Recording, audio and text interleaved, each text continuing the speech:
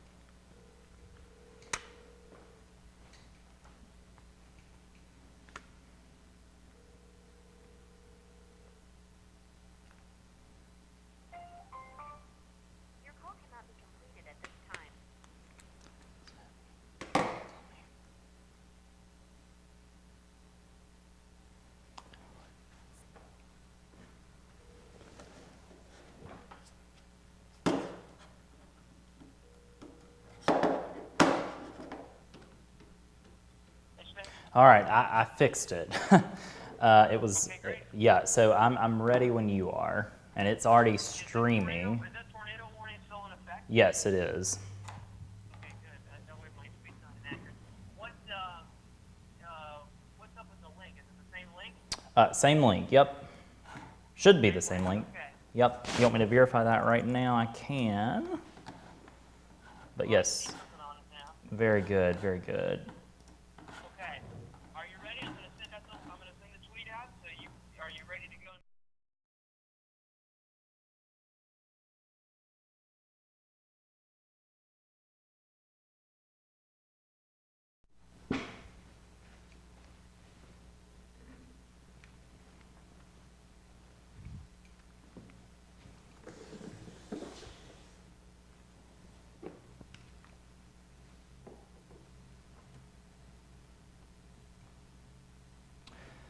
It is 3:47 p.m. in the east, 12:47 p.m. on the western coast of the United States, and 2:47 in the central time zone, where we are doing a midday weather update right here on Rise News and Red Zone Weather. Hi, I'm Spinks Megginson. Thanks for checking us out this afternoon. If you're following Rise News, you have all the latest information from around the world, and also don't forget about Red Zone Weather. We're on Facebook and Twitter. We give out weather updates throughout the day. Let's go ahead and take a look at weather around the nation right now, and this is a view of the southeastern United States, where we've got a very powerful cold front moving through across the region. In fact, you will note in these two red polygons here, one in southern Missouri and one in Louisiana, we actually have two tornado warnings in effect right now. Let's go ahead and zoom in to those two tornado warnings just to give you a bit more information. One of these tornado warnings is in Louisiana, as I mentioned, and this is for 3 parishes there, specifically for Vernon Parish, also Central Allen Parish, and Northeastern Beauregard Parish in southwestern Louisiana. And that includes places like Pitkin and Fullerton, coming up here close to a federal highway there in central Louisiana. As we zoom out, you see many colors on this map indicative of lots of heavy rain. We've also got a tornado warning here in southern Missouri, and I realize this text is a bit hard to read, but this tornado warning polygon right here in southern Missouri is for eastern Douglas County and also northeastern Clark County, and this tornado warning is in effect until 3:15 p.m. So 2 tornado warnings in effect across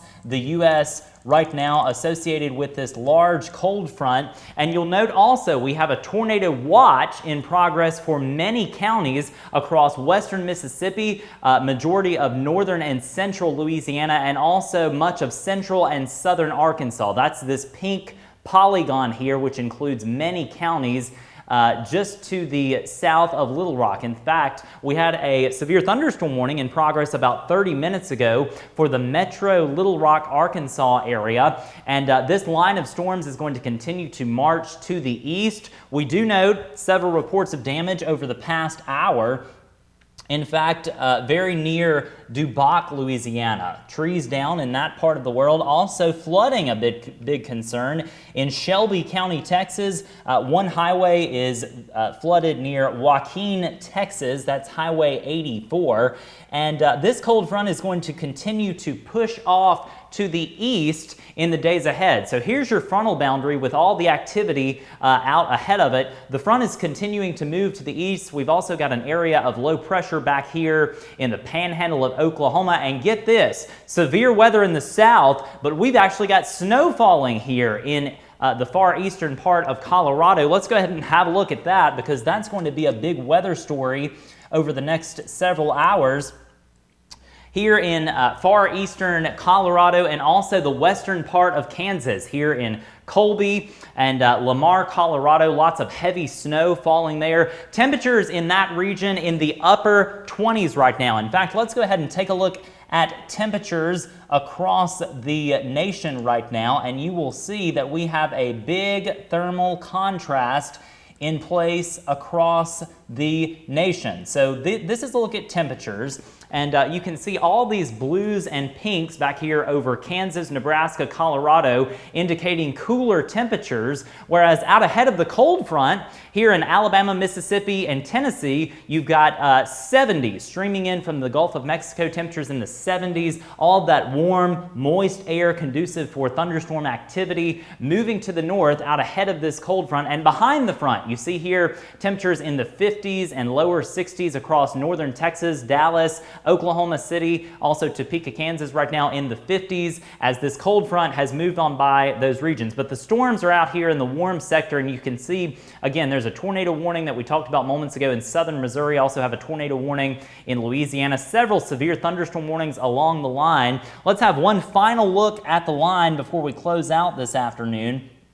And you can really see where the more intense thunderstorms are located in this squall line that extends basically from northern Arkansas, southern Missouri, all the way down through the state of Arkansas, northern Louisiana, and into the far eastern part of Texas, just to the east of the greater Houston area. So what's going to happen over the next few hours? Let's have a final check of your bottom line. And again, one final look at the surface map. You can see this big area of low pressure, and there's your trailing cold front that's causing all of this. Over the next several hours, looking at that squall line and that front continuing to march to the east. The good news, the tropics across the Atlantic basin remain quiet. And here's the bottom line, as I alluded to. We've got a cold front moving east across the southeastern United States.